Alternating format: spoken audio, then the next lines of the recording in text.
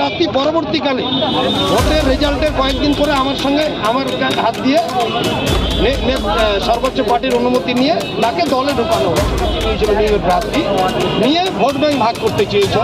কত ভোট পেয়েছিলেন জানেন? 489 ভোট। তবু ভুল ভোট, 489 ভোট। हमारी और आपकी नेत्री सियासत की वजीर आला पार्टी की सुप्रीमो ममता बनर्जी दीदी ने जो 10 मार्च को ब्रिगेड रैली का जो पुकार दिया है उसमें हम लोग 26 মাসের টাকা দেয়, 26 মাসের টাকা আবার করোনার টাকা বলো, বিভিন্ন খাতে যে টাকাগুলো পাওয়ার কথা স্টেট গভর্নমেন্টে সেগুলো দিচ্ছে না।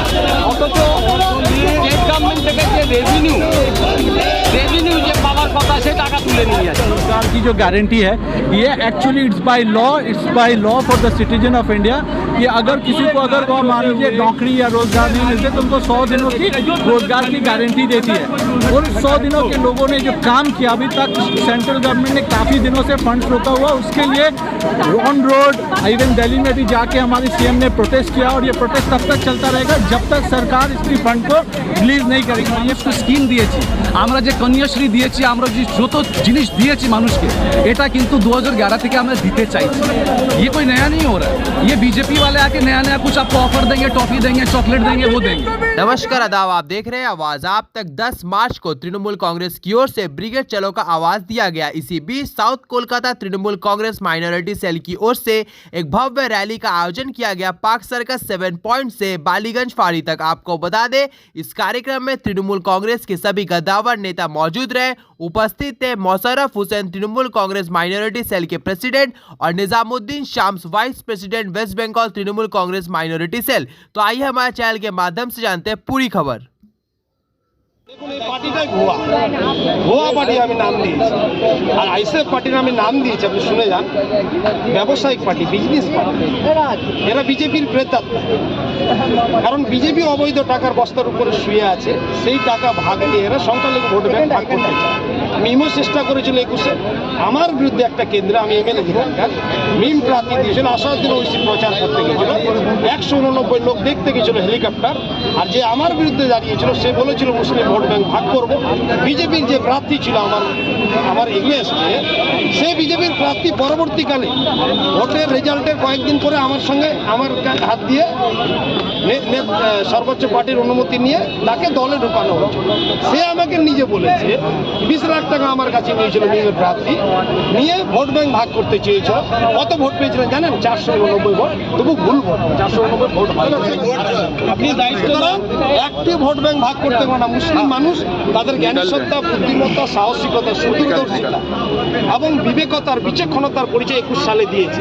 একটি ভোট ব্যাংক ভাগ না করে, তাই আমাদের ভোট ব্যাংক অটুট আছে। মুসলিম মানুষরা সুরক্ষিত, নিরাপদে আছে। স্টেট গভর্নমেন্ট 26 মাসের টাকা দেয়, 26 মাসের টাকা বন্ধ, আবার করোনার টাকা বন্ধ, বিভিন্ন খাতে যে টাকাগুলো পাওয়ার কথা স্টেট গভর্নমেন্টে সেগুলো দিচ্ছে না। অথচ স্টেট গভর্নমেন্ট থেকে যে রেভিনিউ যে পাওয়ার কথা সে টাকা তুলে নিয়ে যাচ্ছে। আমরা তো কোনো ভিক্ষে চাইছি না, আমাদের এখান থেকে স্টেট গভর্নমেন্ট স্টেট থেকে, পশ্চিমবঙ্গের স্টেট থেকে যে টাকা তুলছে সেই টাকাটাই তারা রিটার্ন করছে, সেই টাকা তারা দিচ্ছে। আর আগামী 10ই মার্চ যে ব্রিগেডের সভা হবে তার প্রস্তুতি সবাই। আশা করব ব্রিগেডে 20 লক্ষ লোকের জমায়েত হবে। একটু এগিয়ে চলুন। স্টেট গভর্নমেন্টকে সেন্ট্রাল গভর্নমেন্ট কোনোভাবে আটকাতে না পেরে, হাতে মেরেও আটকাতে যখন পারছে না, তখন ইডি সিবিআইকে লাগিয়ে দিচ্ছে, তাকে একে তোলো, তাকে তোলো। আচ্ছা একটা কথা বলুন তো, কোনো একটা বিজেপি লিডার আছে যার এগেন্স্টে এখন ইডি সিবিআই হচ্ছে? আর বিজেপির বিরুদ্ধে কিছু না। साथियों, सबसे पहले मैं south Kolkata Trinamool minority cell के सदर बिजली रहमान भाई का उन्हें मुबारकबाद पेश करते हैं। मकसद ये है कि हमारी और आपकी नेत्री सियासत की वजीर आला पार्टी की सुप्रीमो ममता बनर्जी दीदी ने जो 10 मार्च को ब्रिगेड रैली का जो पुकार दिया है, ऑर्गेनाइज किया है कि 10 तारीख को ज्यादा से ज्यादा लोग लाकर दिल्ली सरकार को इनका परम ताकतों को ये बता दें कि पिछले 2 वर्षों से आप जो बंगाल के साथ सौतेलापन बर्ताव कर रहे हैं और यहाँ के गरीब मजदूर किसानों का पैसा लाखों लाख करोड़ रुपया जो रोक के रखे हैं, आइंदा आने वाले दिनों में आपको ये फंड रिलीज करना ही होगा। इन्हीं चंद बातों के साथ आप तमाम लोगों का शुक्रिया अदा करते हुए तृणमूल कांग्रेस जिंदाबाद, ममता बनर्जी जिंदाबाद, अभिषेक बनर्जी जिंदाबाद, बबीता जिंदाबाद। शुक्रिया खुदा। जी देखिए, ये तो इसके लिए तो ऑलरेडी हमारे सीएम ने ऑलरेडी ये काफ़ी दिनों से इस चीज़ को लेकर प्रोटेस्ट कर रही हैं, बिकॉज ये 100 डेज का जो रोज़गार की जो गारंटी है, ये actually it's by law for the citizen of India. कि अगर किसी को अगर वो मान लीजिए नौकरी या रोज़गार नहीं मिलते तो उनको 100 दिनों की रोज़गार की गारंटी देती है।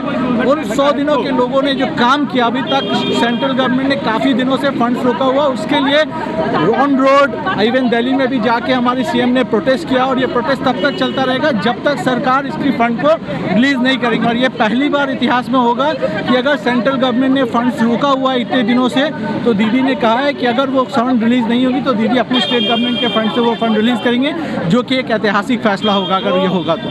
जी, आप बहुत कम लोगों को पता है कि सेंट्रल गवर्नमेंट की तरफ से एक बार ये भी हुआ था कि 100 स्मार्ट सिटी बनाया जाएगा पूरे इंडिया में। उसका एक हिस्सा राजरहाट को भी चुना गया था, और आप इसके बारे में जाके आप रिसर्च कीजिएगा कि जो 100 स्मार्ट सिटीज़ बनने की जो स्टेटस थी, बहुत सारी सिटीज़ की आप जाके सर्वे कीजिए, आपको कहीं भी उस स्मार्ट सिटी के लिस्ट में वो स्मार्टेस्ट नहीं दिखेगा।